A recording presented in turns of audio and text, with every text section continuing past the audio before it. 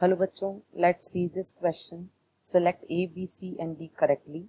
यहाँ पर एक डायग्राम दिया गया है और जिसमें नेमिंग हमको आइडेंटिफाई करनी है। ए बी और सी डी से कुछ पार्ट्स को डिनोट किया गया है।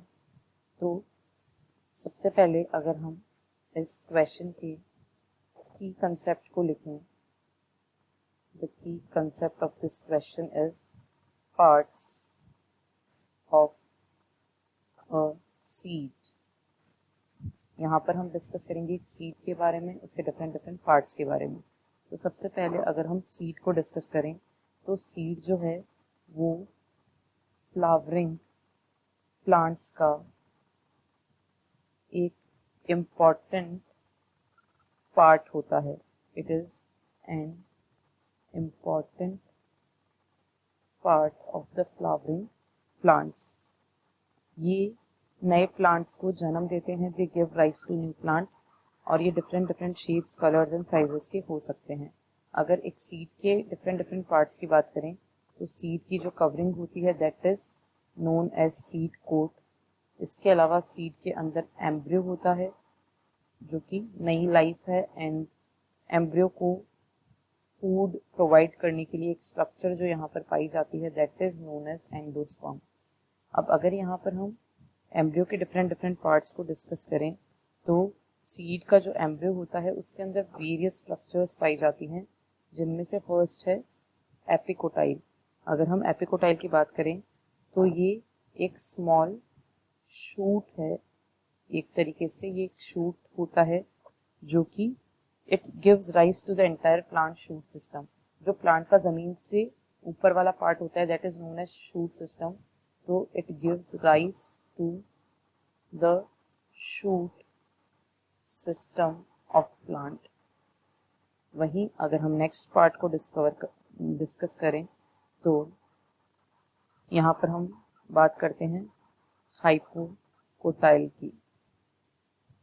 Hypocotyl, epicotyl, hypocotyl. हमने एपिकोटाइल को भी डिस्कस किया, अब हम हाइपोकोटाइल की बात करते हैं। तो जो प्राइमरी रूट है, जर्मिनेशन के टाइम पे, during the process of germination the primary root emerges. The primary root emerges and this is known as hypocotyle. It anchors the plant firmly in soil. अब अगर हम कॉटिलीडन की बात करें, cotyledon, तो जो कॉटिलीडन्स होते हैं they provide nourishment to different parts of embryo. They nourish different parts of embryo. तो यहाँ पर हमने प्लांट्स के कुछ इम्पॉर्टेंट पार्ट्स को डिस्कस किया। अब अगर हम यहाँ पर लेबलिंग को देखें तो हाइपोकोटाइल जो होता है उसकी लोकेशन क्या होती है, ये कोटिलीडन और रेडिकल जहाँ से रूट इमर्ज होती है उन दोनों के बीच में सिचुएटेड होता है। तो सबसे पहले अगर हम यहाँ पर हम ए को देखें तो ए डिनोट करता है सीड कोट को, जो सीड की कवरिंग होती है।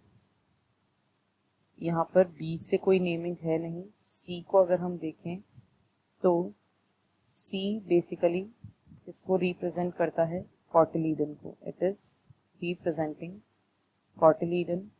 और अगर हम डी की बात करें तो डी यहाँ पर हाइपोकोटाइल को रिप्रेजेंट करता है। तो अब अगर हम यहाँ पर देखें तो जो करेक्ट मैच है दैट इज 1, क्योंकि यहाँ पर hypocotyl D, seed cot A और कॉटिलीडन को सी लिखा गया है।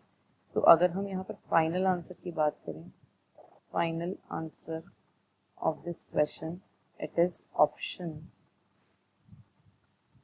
A, 1. Hope you understood it well. All the best. Thank you.